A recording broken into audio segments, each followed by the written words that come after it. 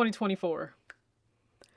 I kind of want to say what didn't happen in 2024, but we're going to take a quick look back at this year, at least in relation to my content. And I always appreciate you guys commenting, you're engaging, and I love it. It furthers the conversation. Some of your comments lead to brand new videos, and we continue the conversation on there. So please be sure to jump in.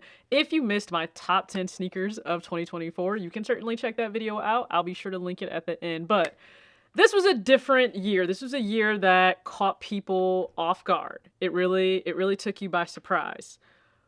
More so the way adults have reacted to the fact that the end-all be-all is not sneakers, and it should never be, especially if it's not even your livelihood. But you wouldn't know that it's not people's livelihood the way that they've behaved over 2024, right? And I mentioned it in a recent video just discussing the Jordan 11 Legend Blue. We know that that was an OG that returned, maybe not the most coveted OG for Jordan 11s, but nonetheless, it's certainly a pair a lot of people, they were holding out for. They wanted a retro.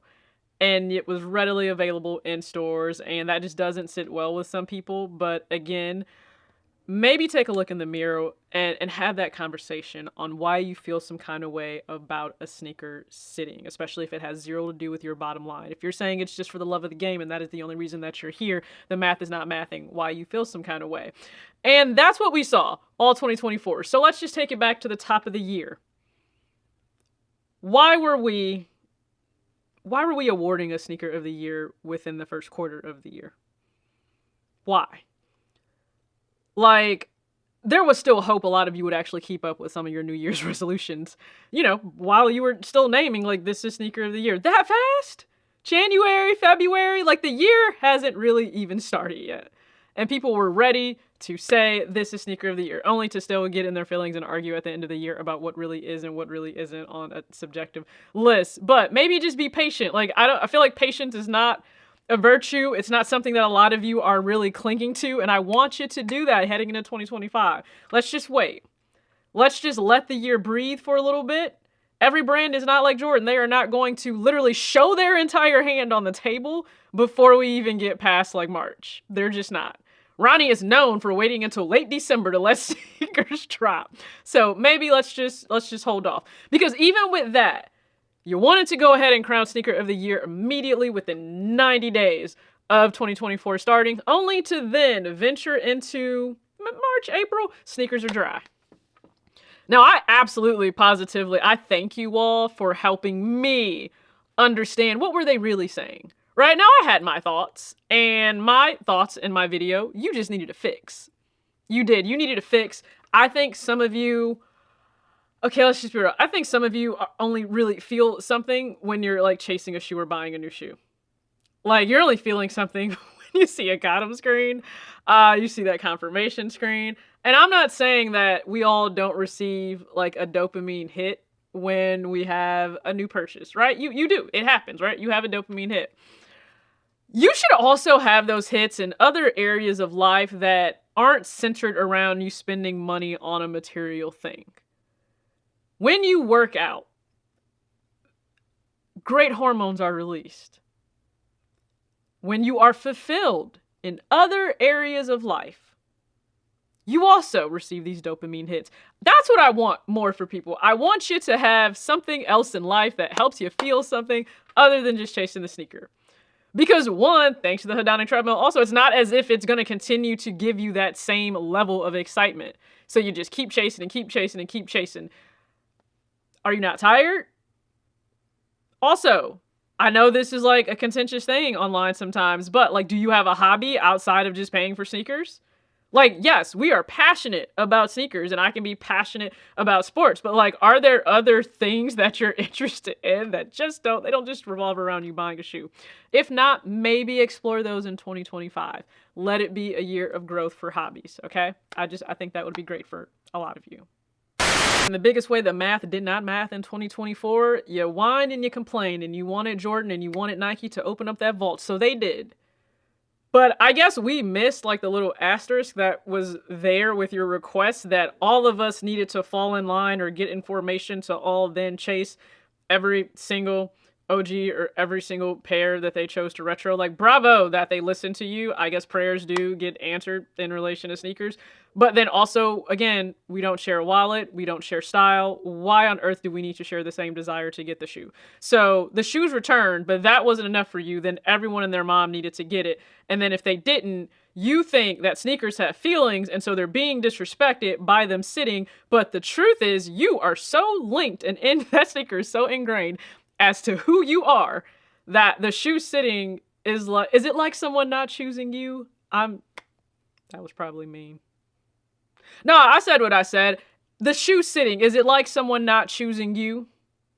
Because that's not what that is at all. So again, maybe talk to someone about that, because it should not spark like the outrage that it does for a lot of you as grown adults. I don't care if it's a fad. I don't care if you think it's just a trend and it'll be here today and gone tomorrow. But yes, people wear Asics, and I need you to just accept it. They do. They wear Asics. Maybe it was something you only saw when somebody was actually running, when they were on a volleyball court. I don't care, but people wear Asics.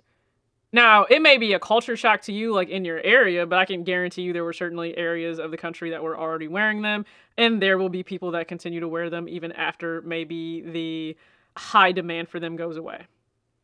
And we'll touch on demand for a lot of these other shoes in 2025, but they're here. It's okay. Like, it's such a trigger for some of you that young adults, mind you, young adults, children, could be your children. You're so triggered that kids are more interested in that. One, aren't we always saying that we want kids to be interested in their own things, or kids need things for them now? Because like we really have lost like that separation between childhood and adulthood. Like there should be something in the middle there. I'm glad that the kids have their thing. I think it's great. I think it's amazing. They love their Asics and they love their 9060s. Let's just let them enjoy life. No, you've seen this one.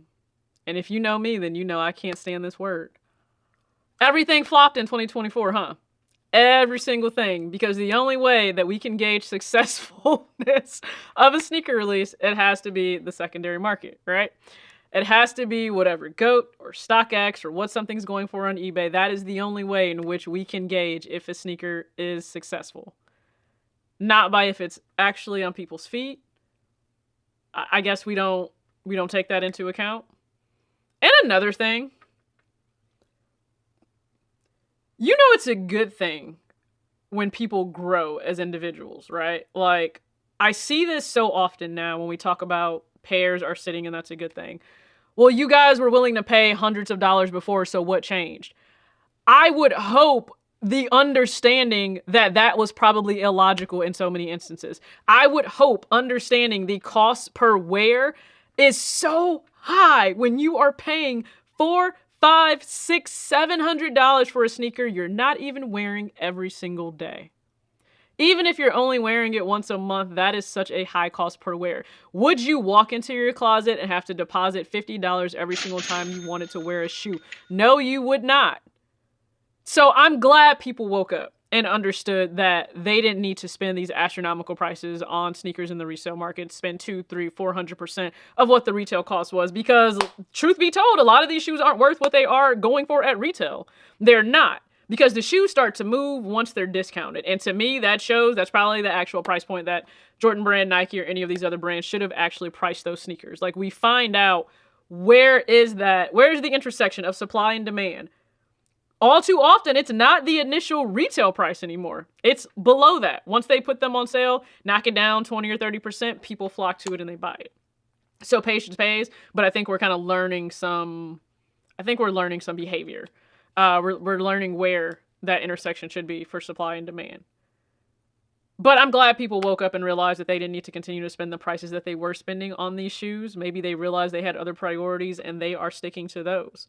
A lot of us understood we can love and appreciate these sneakers, and we damn sure do not need to continue to just buy every single thing that comes out. If that is the only way you think that I can have love and appreciation for sneakers, then I, quite frankly, don't care. You're definitely going to think I don't have it then anymore. I don't need to hold on also to every sneaker forever. I don't.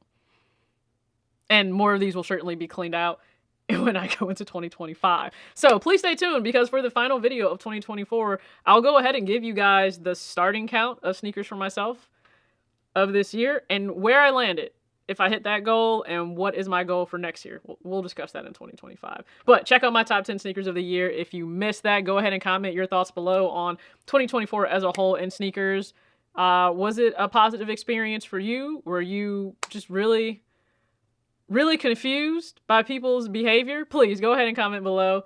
As always, act your age, not your shoe size. Peace.